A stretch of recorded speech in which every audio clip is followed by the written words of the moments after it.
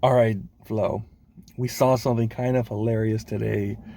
This was reported by the San Francisco Chronicle that Kyle Shanahan actually promised whoever got under DK Metcalf's skin would get a Christmas present from one Kyle Shanahan.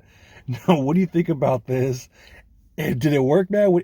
How you feeling, man, when you heard that? Yeah, it obviously worked. And Fred Warner, he was a perfect guy to do it. Because Fred Warner, he likes getting under guys' skin, especially receivers. He does that Mm. to our own receivers. Him and Brandon Oh Ayuk, yeah. the last two training camps we went at it. So I think doing it against Seattle, obviously one of our rivals, I think it gave him a little more incentive. And you could tell Fred Warner, even though I love him, he went out of his way to do it because he had already got that pick. He saw DK there. He's like, screw it.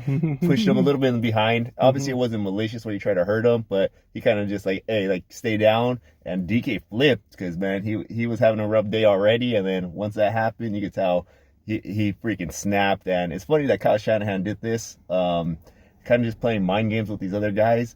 But it's cool. It's not like he was doing something malicious like Greg Roman from the Saints, who did that a couple years ago. Or Where Bill Romanowski. Bill Romanowski, where they're intentionally trying to hurt guys. He just said, get under the skin. Don't hurt them, but get under the skin.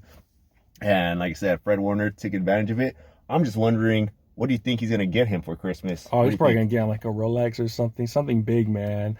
But it was quite a few guys that were getting under DK Metcalf again. Like you saw Ambry Thomas, you saw him, he was getting pissed off chirping at Ambry too. So to me, DK, man, he's kind of an emotional girl, he really is, What was that football quote? If anyone's ever watched Friday Night Tykes, man, there's this one coach, he straight up said, I think it was the Outlaws, that was the big dogs out there. They're like, hey, emotions is a female trait. And dude, I was like, fudge. And so to me, DK Metcalf, every damn week, this guy's always like getting hot headed, getting crazy, getting kicked out of games over and over, like the same things from DK. And it does throw him off his game. Remember the first quarter, he was actually hot. He actually got the touchdown over Ambry. He looked good. And then you see the frustration happen. You see him on the bench throwing his helmet and breaking that little plaster, whatever the hell that was, and he just gets pissed off. A guy that kind of reminds me of a little bit. He's like a poor man's DK is T.O. But T.O. he brought it every quarter, man. Every 4 quarters, I know T.O. had the emotional. That's my quarterback, dog. That's my. I get that, but at least during the game, like remember when he got hit in the star, someone hit him, he just went back into the star again. He was like, I don't care. DK, on the other hand, he gets so emotional, gets tossed out of the games, 15-yard penalty after 50-yard penalty. I listen to Nordcam. Nordcam's probably the number one YouTuber for the Seahawks, and he's like, fuck, I'm over this BS dude, because the production and the drama, it's just not there, man. At least T.O. had that production.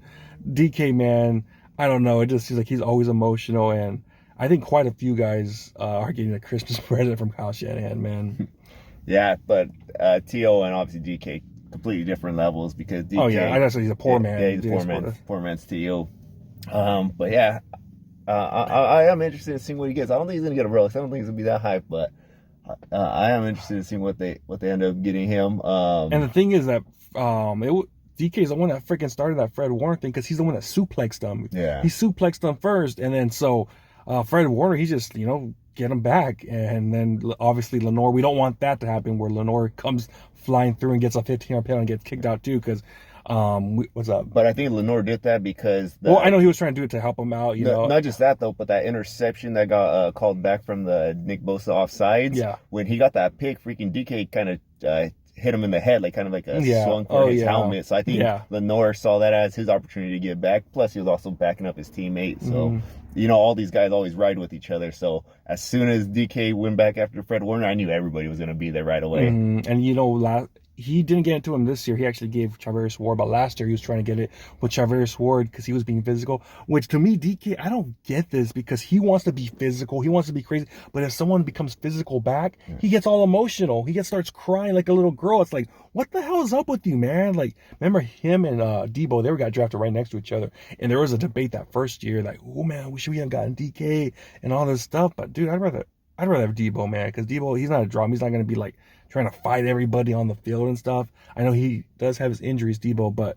the dude's a playmaker. I think he's a bigger playmaker than because he can affect the game more ways than that. Yeah. Running the ball, catching the ball, special teams, everything. So I don't know, man. DK to me, I just think he's frustrated because we've owned them the last 5 games. They used to own us back in the day, but now we're starting to take over. And I don't know, man. Every time I see DK, he annoys the shit out of me. He really does. Like, dude, just stop. Out of all the dudes out there, he's like definitely the most drama dude out there. And I don't know what the hell he thinks. Like he's like some UFC boxer or something. He's always trying to pick fights every week. And I don't know. I think he just hates the Niners for some reason because he just gets up on them. And then at the end of the day, he just walks off the field so pissed off because he's been losing, man. At the end of the day, we're just kicking their ass week in and week out.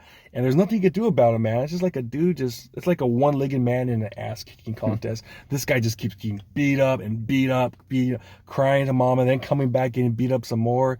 It's like that boy, that comes with the basketball.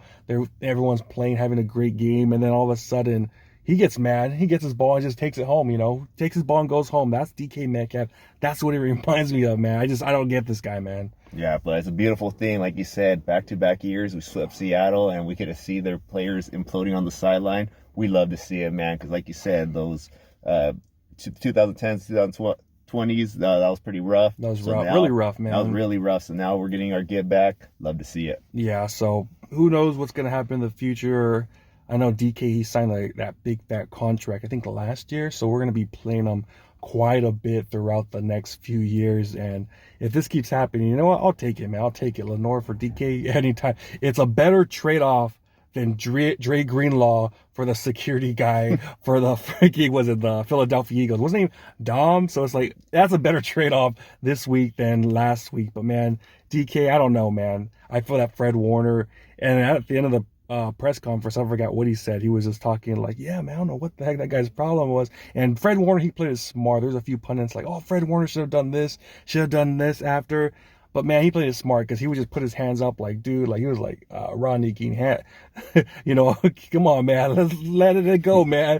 And then DK, the dumbass, got 2 penalties on that play. You see the ref throwing the flag and then throwing the hat, and he was about to throw his thong after that. So it was freaking crazy to see that. And I know a lot of guys were throwing chingazos out there, and then you saw Debo at the end just laughing, pumping up the crowd. And then you saw, the thing I liked was seeing Lenore and Fred Warner after the whole scuffle going together, hugging each other, and then just jumping up, both of them just pumping up the crowd like, let's effing go, which I was pumped about. The only thing I didn't like was our final 2 cornerbacks were Oliver and Ambry Thomas. So I was like, fuck, man, those are the 2 corners left. So we got to be smarter there. But good thing there was only like 2.5, 3 minutes left. So they couldn't come back. But overall, man, I thought it was a great thing. And hopefully a few of these guys got Christmas presents under their tree, ready to go. And Kyle Shanahan makes bang. So he better give them something good, man. All right, well, you guys let us know in the comments what you guys think about Kyle Shanahan sending out the gift reward. Like, comment, subscribe, hit that notification bell. See y'all next time. Peace.